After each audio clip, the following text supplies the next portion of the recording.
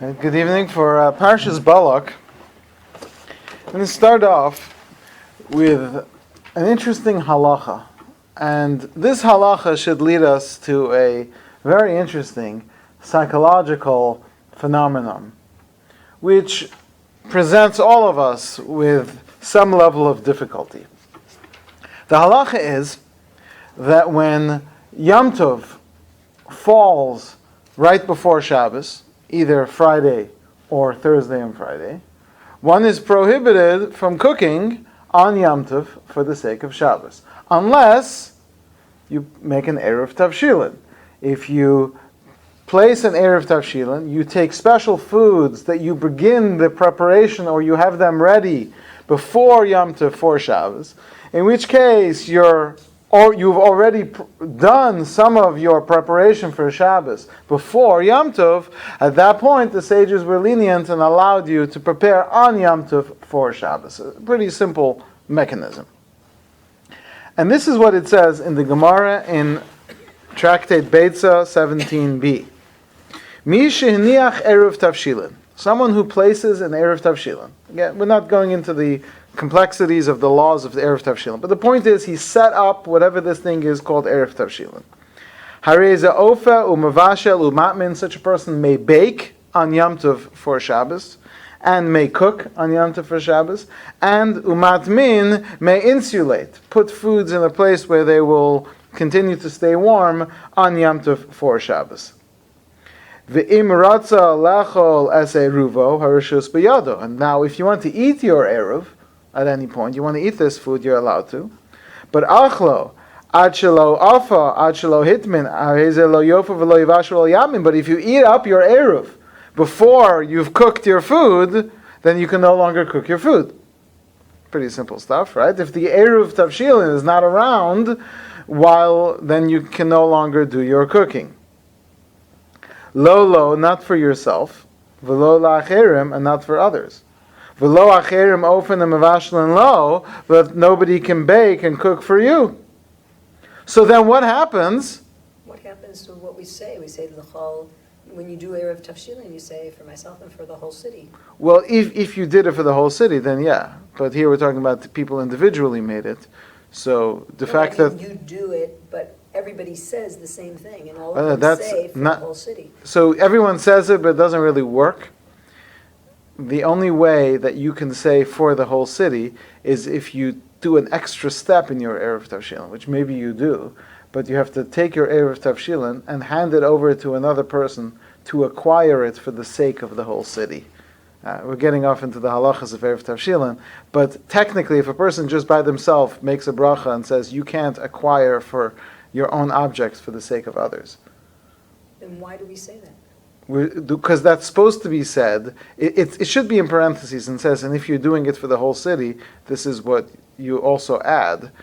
And then we're assuming that someone who's doing it for the whole city knows that they have to do it through an agent who shall acquire this matzah and egg for the sake of the rest of the city. Because I thought if you forget to do it, you can rely on the You can rely because the rabbi did do that. Well, he does give it. We hope so. Or someone in the city. Someone in the city did it that way. So, now what happens if you lose your Erev Tavshilin? Continues the Gemara. What happens if someone's making an egg salad sandwich? You say, well, where'd you get the egg from? He's like, I saw a bag in the fridge with an egg and a matzah in it, so I ate it. You ate our Erev Tavshilin, how are we supposed to cook? So what do you do?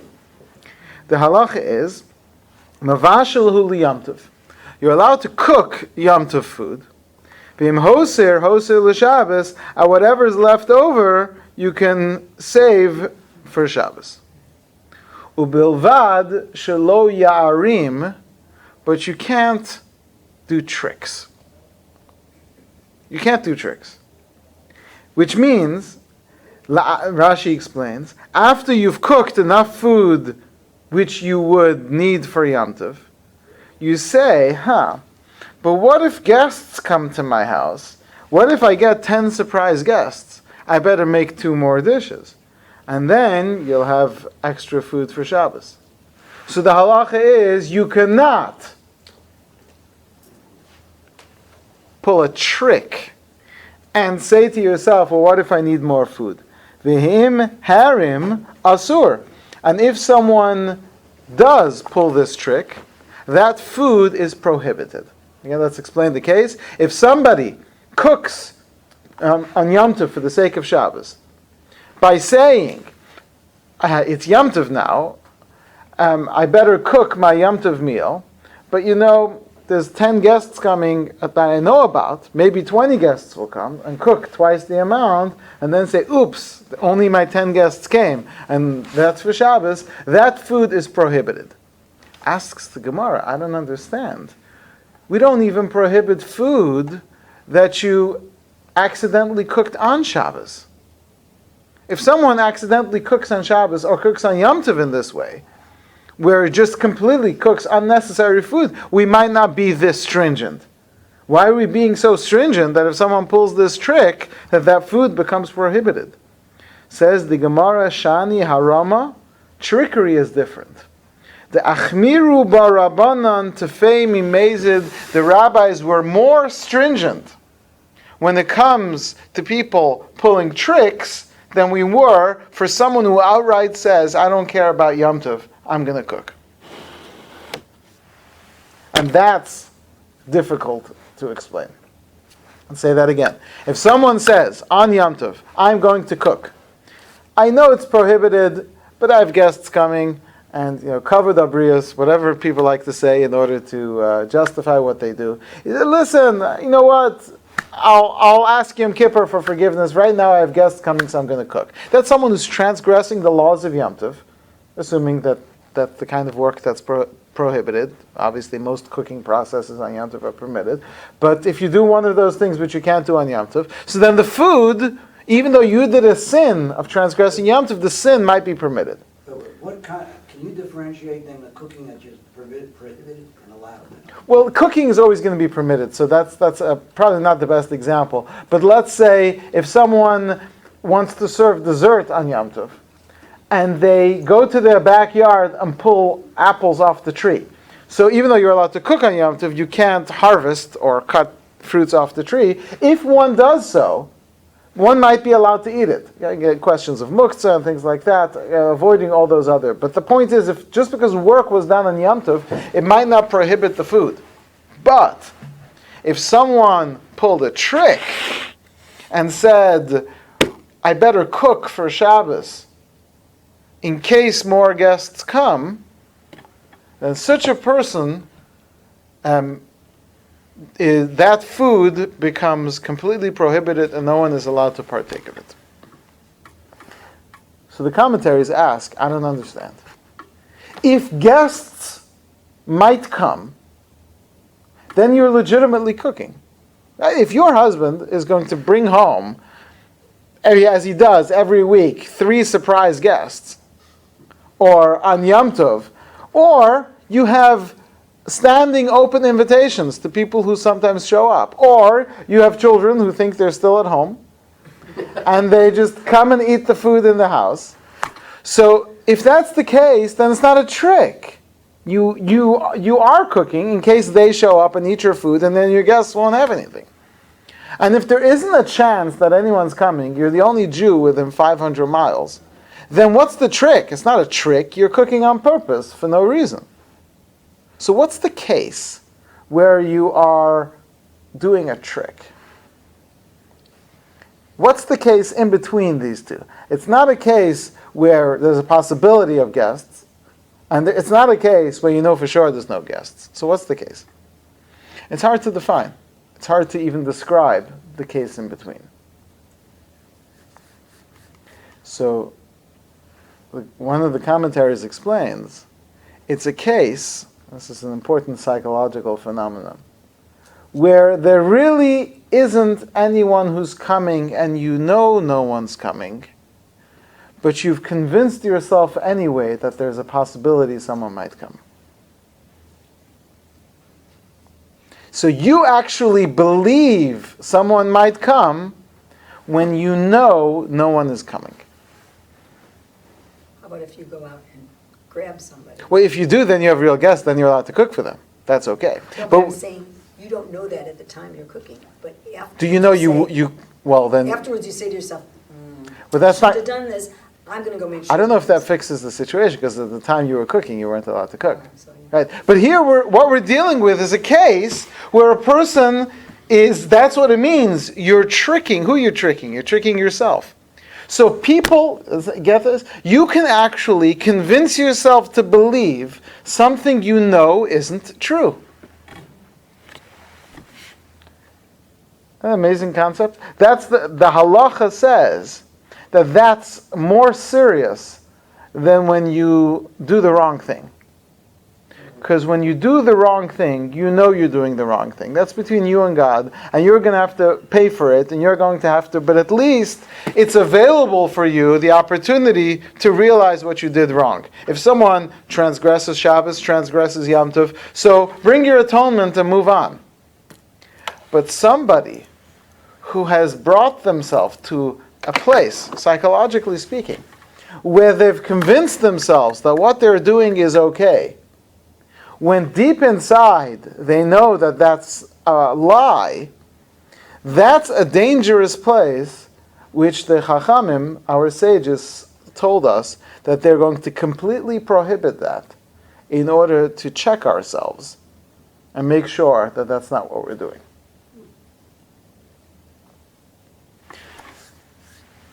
How often in life we do this?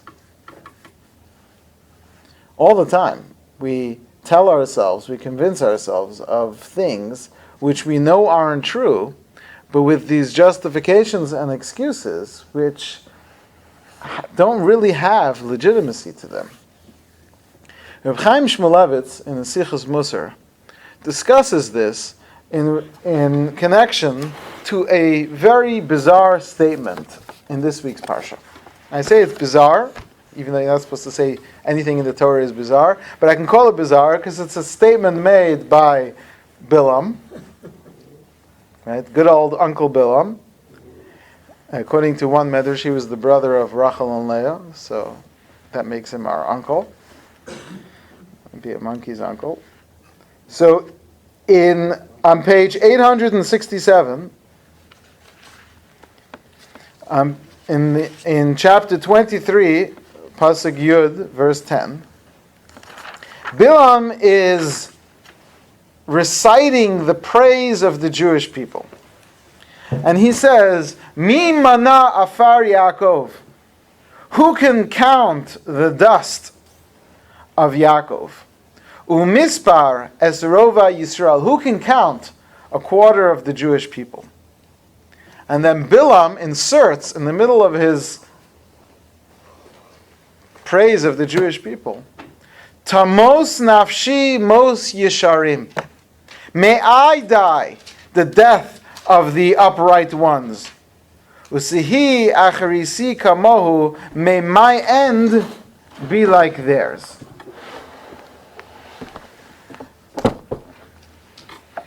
Our sages say that Bilam requested, he prayed, that he should die the death of the upright ones. Who are the upright ones of the Jewish people?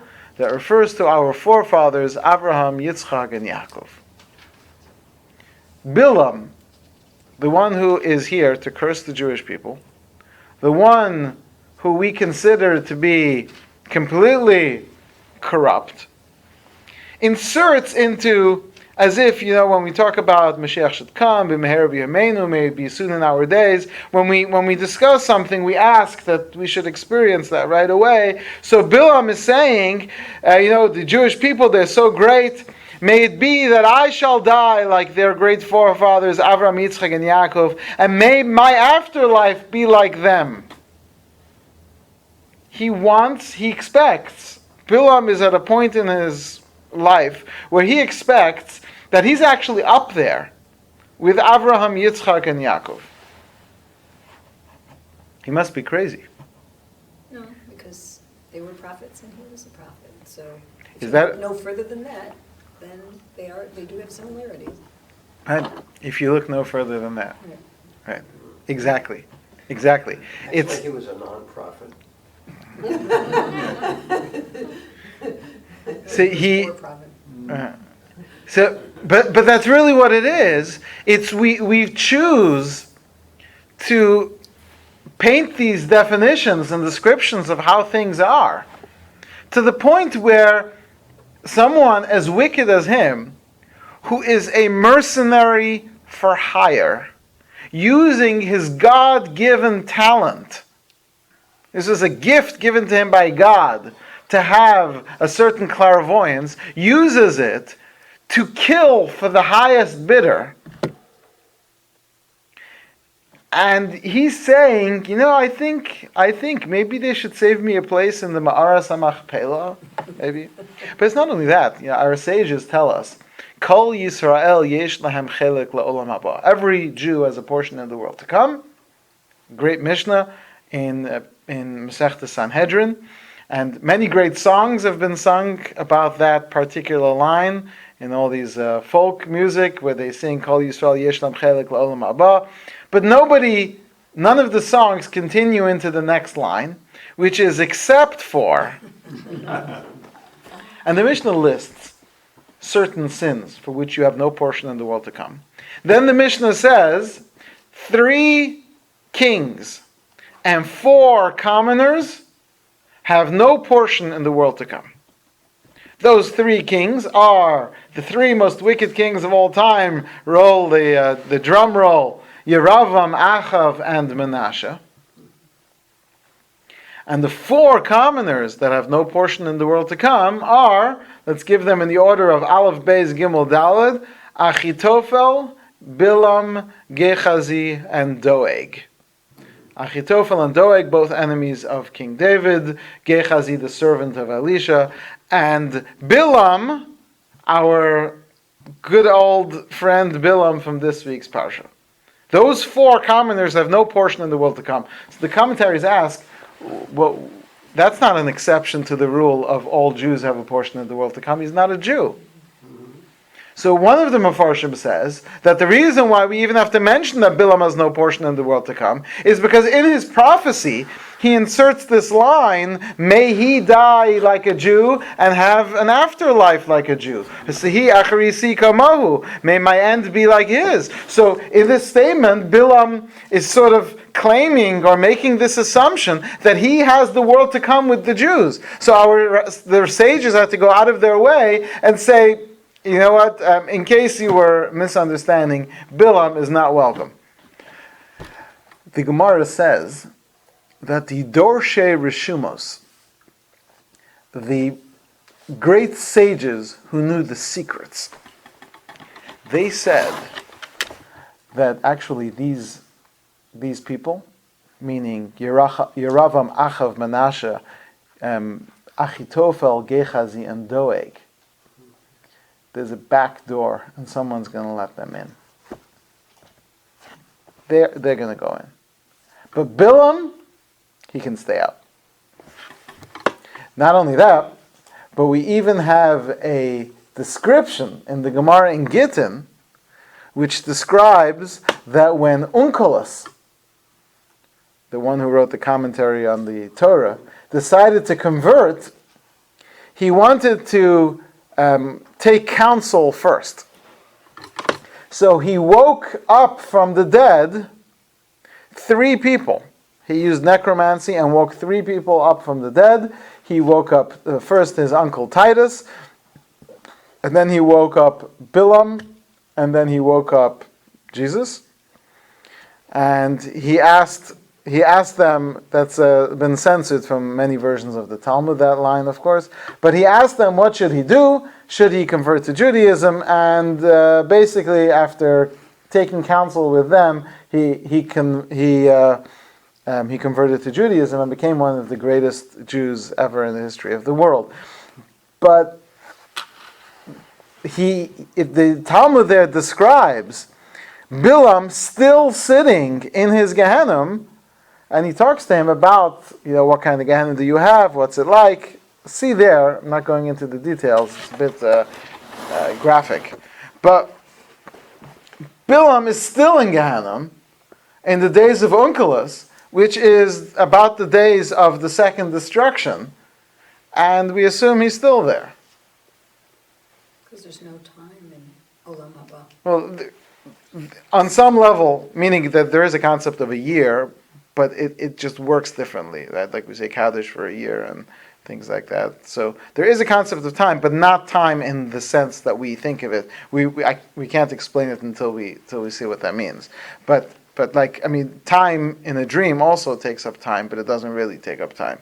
Right? So anyway, but in Bilam is completely off.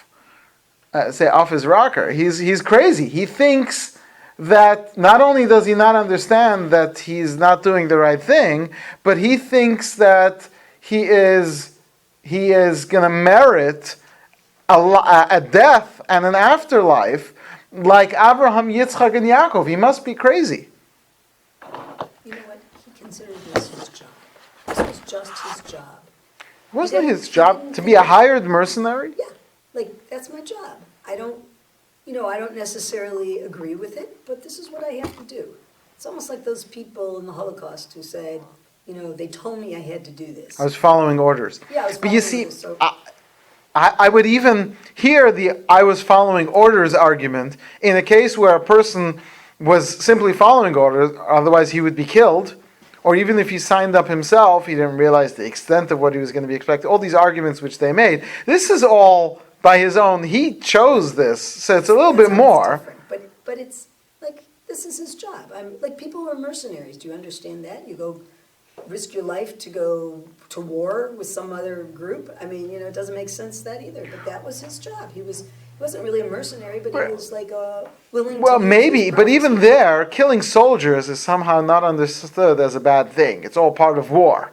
So both sides are wrong in a war. I'm just my job is to go, but just a hired assassin, especially if it's people. I guess you could say, Balak was saying our lives are in danger. We need you to protect our lives. You could argue something like that, but he really should know better than that. I mean, this is God gave him. He was supposed to be.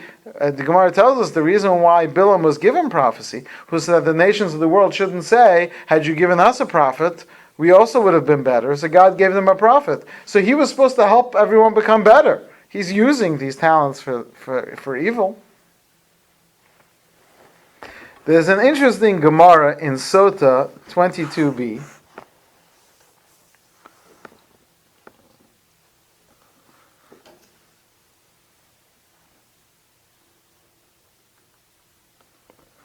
Amr of Nachman bar Yitzchak. The mitamra. Whatever is concealed is concealed. Ude megalia, whatever is revealed is revealed. Beidina Rabba, don't you worry. Let the upper courts, Lispara, collect Mihani the Chafu Gundi from those people who cover themselves, who hide themselves in a talus. An interesting expression. But basically that means that there are many people who do bad things and hide themselves behind a cloak of righteousness. So says Rav Nachman bar Yitzchak, not our problem. We don't have to go witch hunting. We don't have to start accusing people and being worried. We have to live our lives. We can't live our lives paranoid. If someone is in fact deceiving all of us, leave it to God. Amar lo Yanai Malka ledivise. King Yanai said to his wife.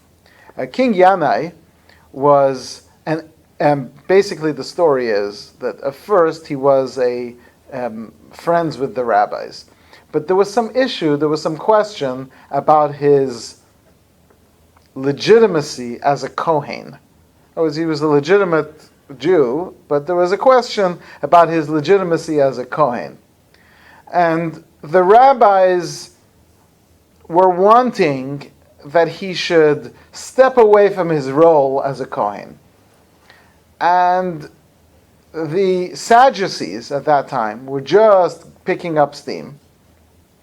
And they wanted to get the king to join their side. So they convinced the king that there was a conspiracy of the rabbis against him to get him disqualified as a Kohen. which maybe there was, but the rabbis weren't going to do anything. Anyway, so he basically had as many rabbis as he could executed. Many of them fled to Egypt, and that's how the Torah survived, is in the school in Egypt. But Yanai, the king, was no friend to the rabbis. But he said to his wife, Al tisyari min aprushim.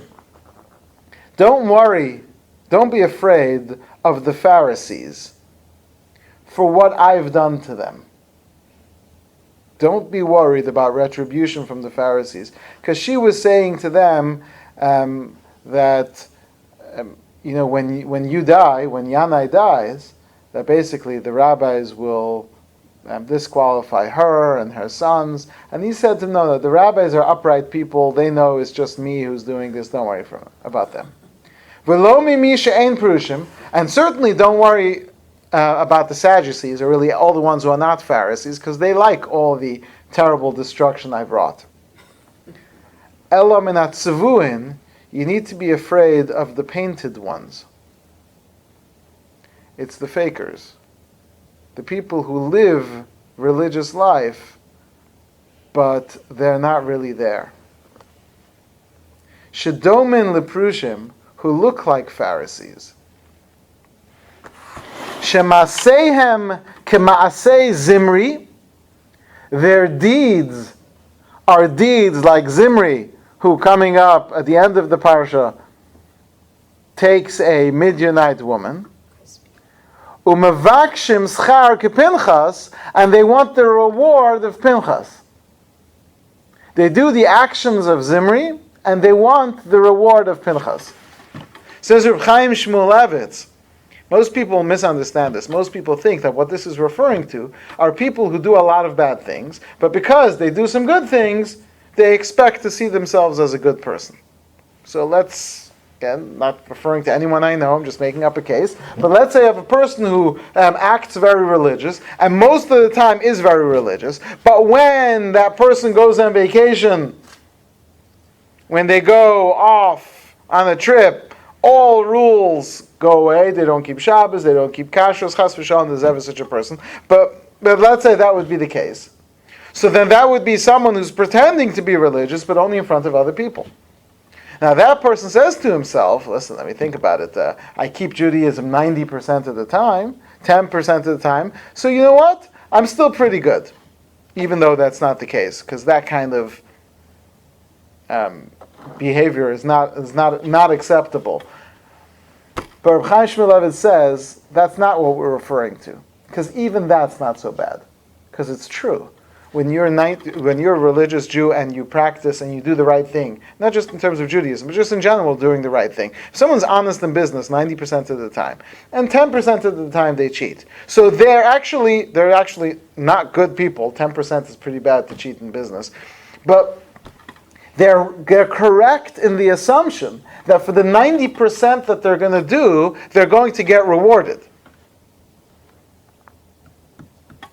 What's worse is when people do acts like Zimri and expect the reward of Pinchas for their acts like Zimri. People who will tell themselves that it's necessary for them to do what they're doing, take the failures in this area. I'm not cheating in business. What I'm really doing is I'm helping the market maintain, right? Or that person I know has stolen from other people, and he doesn't give charity. So if I steal it back from him and I give it to charity, I'm actually balancing out the world. So it's not just that I'm justifying what I'm doing. I am a hero for what I do. And if you think this is uncommon, this is actually what happens all the time. You see so many people. I encounter this all the time. You see people who will, let's say, for example, that introduce a certain, try to say this politically correct. They'll introduce a certain modification into the behavior of a community. and suggest that they're doing this to promote furthering of the religious observance of the community, and to make it easier for people who are transitioning into observance, or people who say that part of modernity is to introduce certain modifications.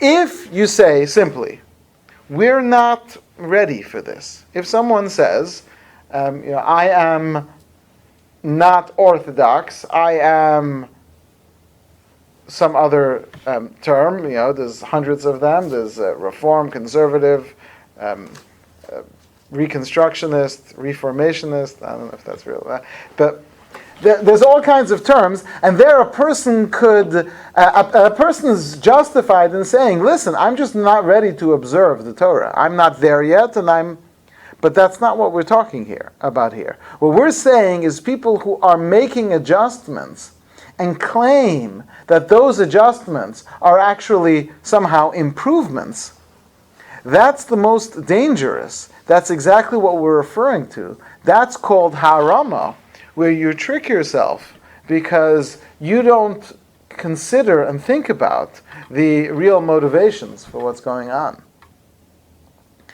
And it could be, what we're saying here is, that this is something which we see in Bilam.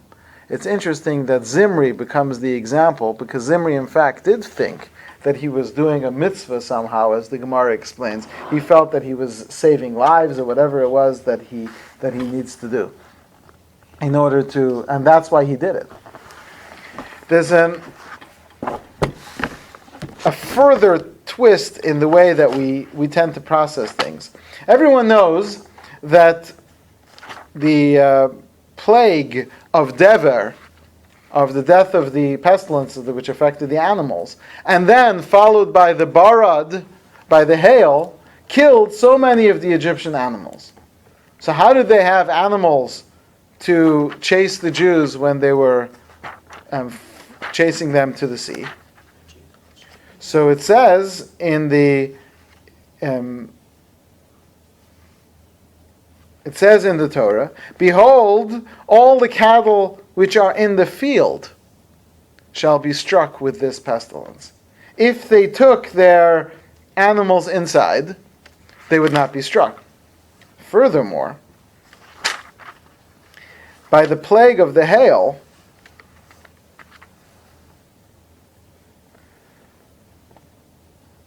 Hashem actually says to say to Paro, behold, I will rain down tomorrow a very heavy hail, as there has not been in Egypt from the day that it has been established.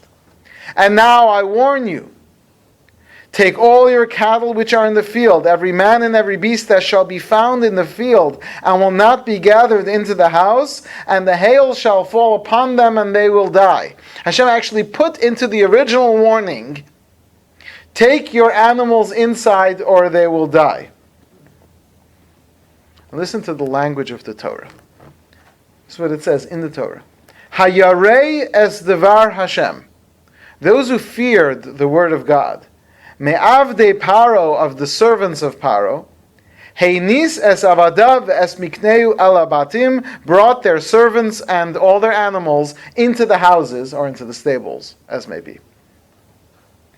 Then, again, those who feared God. How should the next sentence begin with? Those who didn't fear God. That's how it should start. But instead it says, V'asher lo sam libo el devar Hashem. Literally, those who did not place or take to heart the words of God. And the Torah continues and says, all those animals died. Now, how hard can it be to call all your animals in? It doesn't say they tried and they missed, and those who couldn't catch or find the missing horse. It doesn't say that. It says the people who didn't take it to heart. What does it mean didn't take it to heart? Barad is the 7th plague. You've had 6 plagues up to now. We just finished boils. We're serious stuff here. How could you not take your animals in? What are you thinking? So the answer is, Very simply, because we can know and still not believe. We can know and not take to heart. We can ignore what our hearts and minds are telling us because of some way that we've convinced ourselves otherwise. Again, you're not lazy people. There's not an issue of laziness.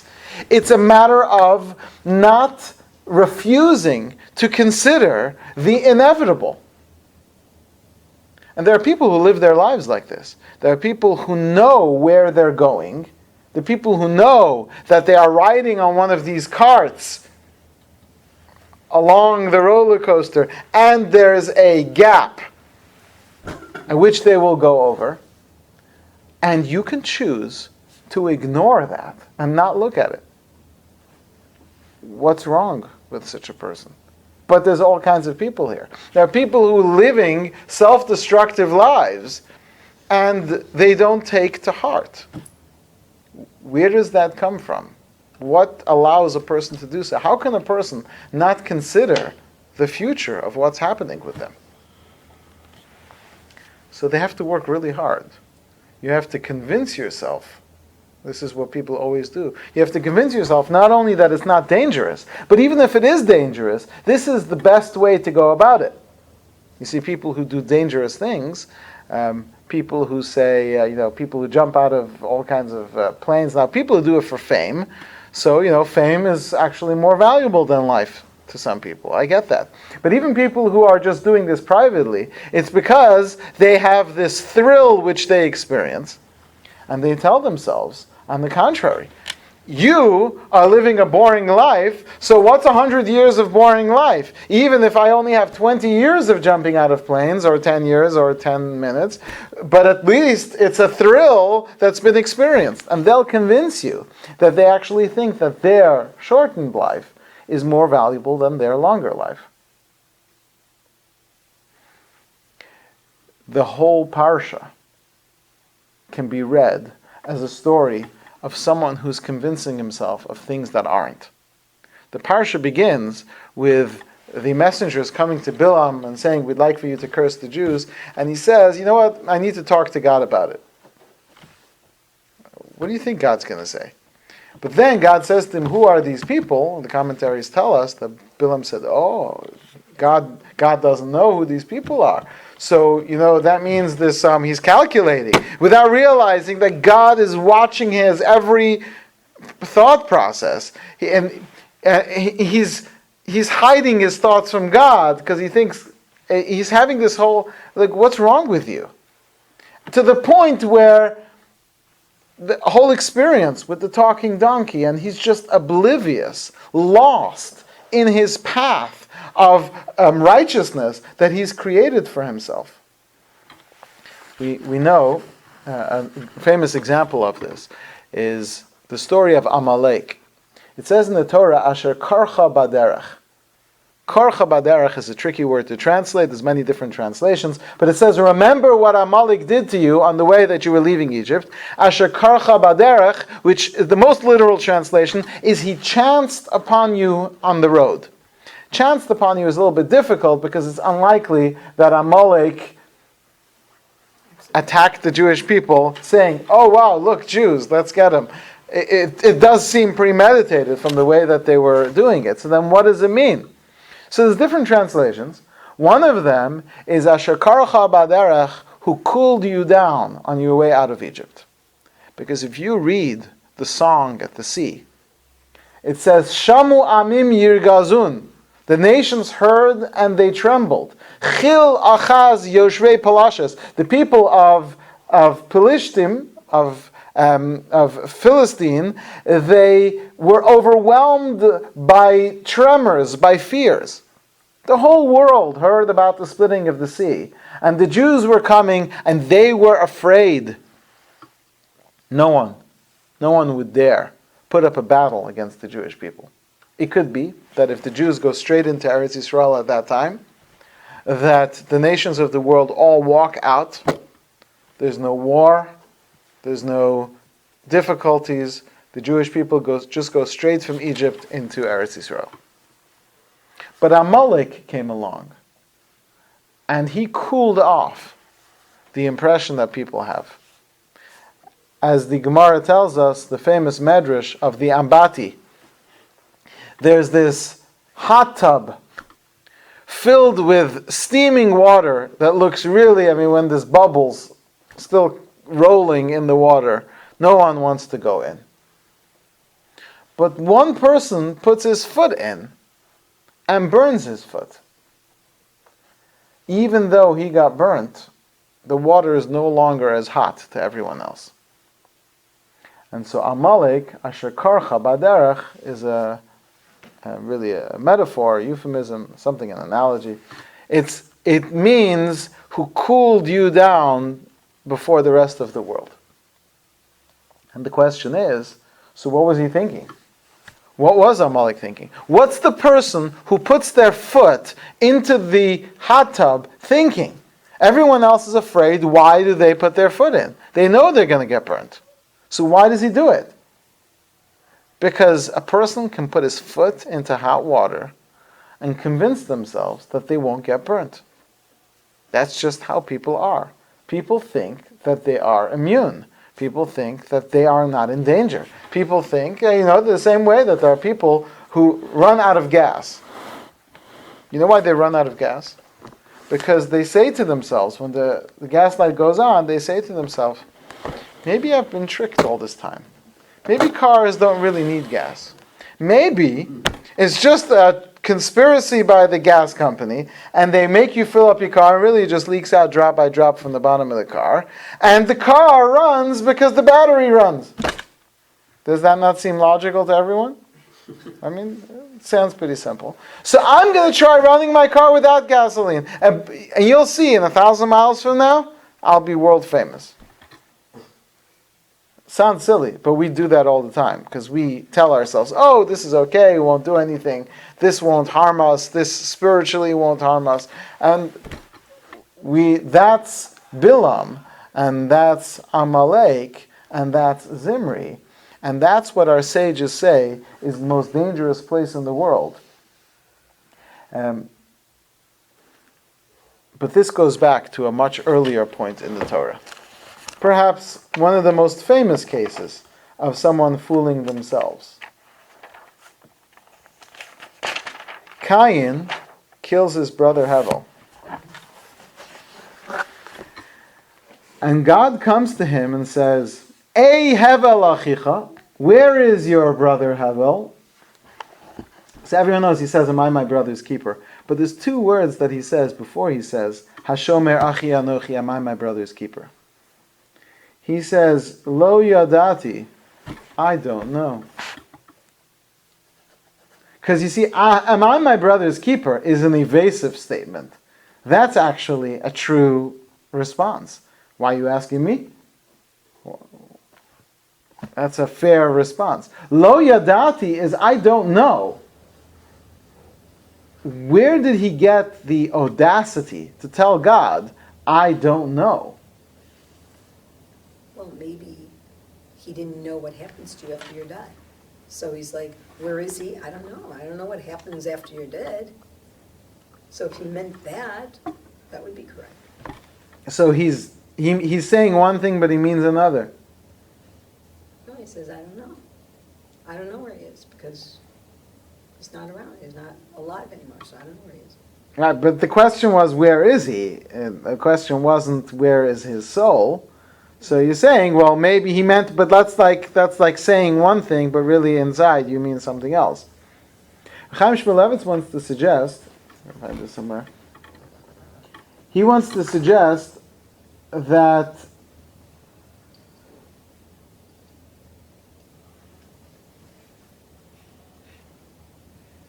he actually started to believe that he hadn't killed his brother. When God comes to him and says, where is your brother? He had, like many people would, suppressed this guilt and the experience which he had to the point where he could actually, with a certain level of truth, say that he didn't know where his brother was. Maybe that's where Raskolnikov gets all of his arguments in Crime and Punishment, where he himself, that's really what the book is about, Dostoevsky's Crime and Punishment. The whole book is about someone who commits murder, and then not only does he want to not be required to face punishment for what he had done, but he wants to be considered an elevated human being above everyone else, by which he should be rewarded for all his crimes in the same way, and these are almost Raskolnikov's words, as Dostoevsky puts them in his mouth, where he says that I should be like Napoleon, who all the experiences of his life are considered heroic acts of how he rises to his greatness. And if he needed to kill someone on the way, this would show his bravery and his greatness, because he is a man above the system of justice and law. And so I too, Rodion Raskolnikov, should not have to face justice by the common people. Lo yadati, I don't know. I don't know where he is. Maybe I killed him, maybe I didn't. Who knows? Does it really matter? Am I my brother's keeper? I mean, it's your job to watch over him. The Medrash says that he actually turns to God and says to God, am I my brother's keeper? You're my brother's keeper. So if he dies, you're responsible. You, God, are responsible for his death. How could you let him die? Was his response. And we think that that's crazy. But we make these same kinds of arguments. We justify what we do. And we tell ourselves that in the grand scheme of things, this is necessary. This is what we need to do. The Gemara tells us, Gemara in Sota, Daf Gimel Amud Aleph says, Ein Adam over Avera, Ela imke nichnasa bo ruach shtus. That a person doesn't commit a sin unless a spirit of foolishness passes through them. And some want to say that that's why we're not as guilty for our sins, because there's a spirit of foolishness which passes through us. And all of us, it seems, are on some level guilty of foolishness. The famous Mishnah in Pirkei Avos tells us that there are 3 character traits which make you of the students of Avraham, and there are 3 character traits which make you of the students of Bilam. What are those character traits? So they're easy to remember. Avraham is humble, generous, and self-restricting, while Bilam is arrogant, stingy, and indulgent. Says the Mishnah, anyone who has those 3 characters, where you are generous, kind, you're giving, like Avraham Avinu was giving, where he invited all the guests to his home. If one is humble like Avraham, who said, Anochi Afar ve'efer, I am but dust and ashes, and if someone is as self-restricting as Avraham, who, even though he had won the war and earned for himself all the spoils of Sodom, but because he realized that a bad situation would take place, if he takes the money, he gives it all up and says to the king of Sodom, why don't you just keep everything? So you see that for the sake of doing the right thing, he would limit himself. While Bilam is the exact opposite. For him, in this parsha, it's all about those 3 things. It's about his honor, it's about his money, and it's about his indulgence. The Gemara tells us that, as we know, the Jewish people are going to fight against Midian in an upcoming parsha. And in that war against Midian, Bilam is there and they kill him. Asks the Gemara, what's Bilam doing amongst the Midianites? It says at the end of this week's parsha that he went home. And the Gemara answers, because he went home after giving the Jews, after giving Balak this idea, get the Jews to interact with the Gentile women, and then that way you'll get them. So as a result, 24,000 Jews had died. So the Gemara tells us he had come back to collect his money, and that's why he's found there in the camp of the Midianites.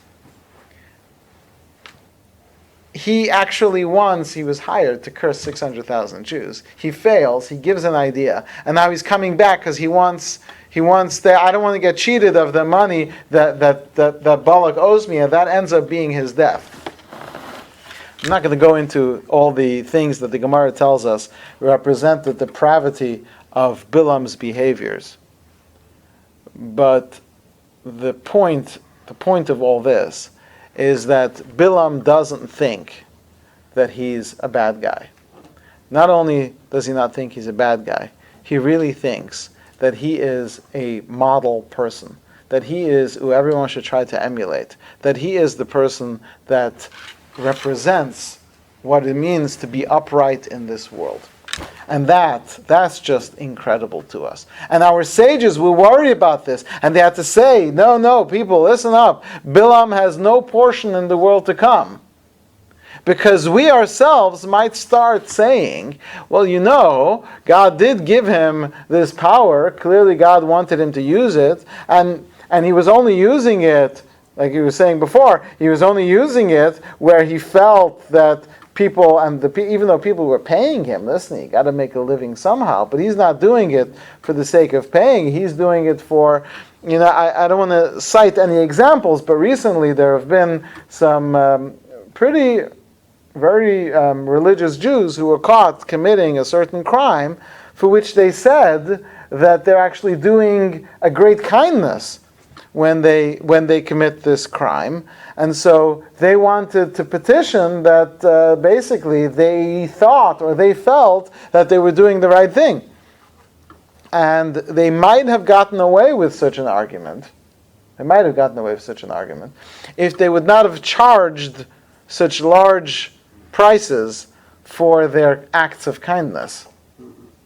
And so at that point we realize that if someone really is trying to do the right thing, but nevertheless, this entire time, I guarantee you, and the same is true of all the people who have, in a state of, people who really want, who strive to do good and to do the right thing, many of them, I'm not focused just on the religious world, but even in the world in general, there are people who really mean to do the right thing, they want to do the right thing, and as a result of that, they justify doing some certain things. And what we're saying is that you can actually not only be unjustified, you could be one of the most wicked people in the world.